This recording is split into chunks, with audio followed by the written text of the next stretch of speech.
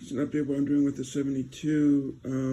The old gentleman I bought it from said there was a problem in the steering column, so he disconnected the linkage from the transmission and the column and just did it by hand like this. This part mounts the transmission, this part goes into the inside of the driver's frame, and this part goes up like this and clicks into the column. Now, the issue that we're having was not in the column, it was actually this. There's a bushing, this bushing here, it's so hard and dry. It had actually fused itself, it goes in like this, to the inside of here. So it would not turn, and this would not turn. So it was to completely seize. No amount of penetrating fluid would free this up. So what I ended up doing is I took it out, put it in a vise, and tried to gently apply pressure, and found out that this, as I said, had completely fused the side of the steel, and it's no good anymore. So now I'm going to replace the bushing, put it back in the car, and hopefully have a working column and selector again. Stay tuned.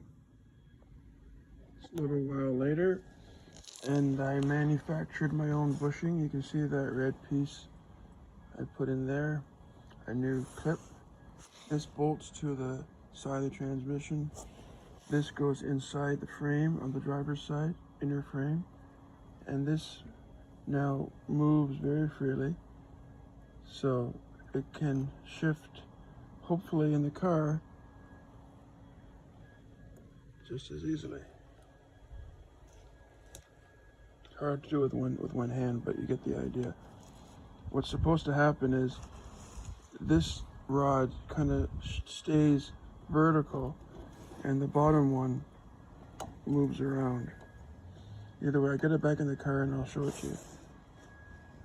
Stay tuned. Alright, I'm working on the linkages. The car's in park, but it's not saying park. It's buried behind the dash. So what you do is you drop this and you loosen this bolt, sorry, hard to see, right there,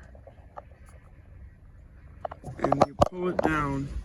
You can see it better this way on the column itself until you get the P, the indicator back on P, which I did.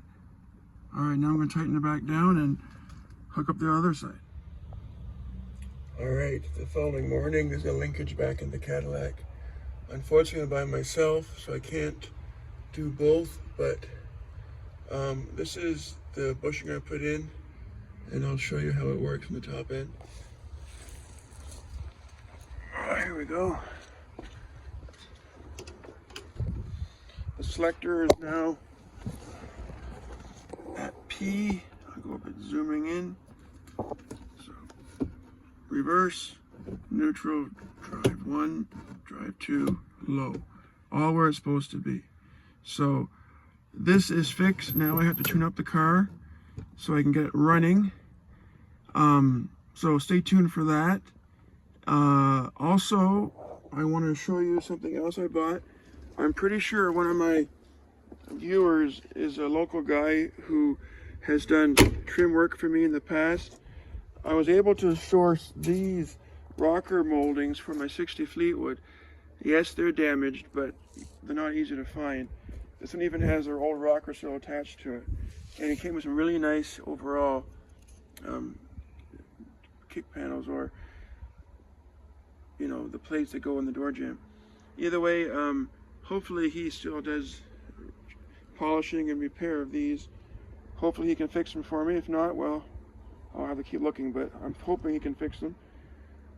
So now I'm going to focus on going to tune the 672 Cadillac up, and I'm going to segue now into another update on other things I've been up to since I sold the 96. Alright, stay tuned. It's coming up right now. Welcome back. I got lots of updates for you guys. When I sold the It's 96 Fleetwood Brougham. I just so well on that flip that I ended up having some money to go shopping with. And here's what's happened. As you know, I was tearing down this 1963 90 and found that it's really stuck even down to a short block. And here's the original Hydromatic that came with the 60, the short shaft on it, meaning from here over is short.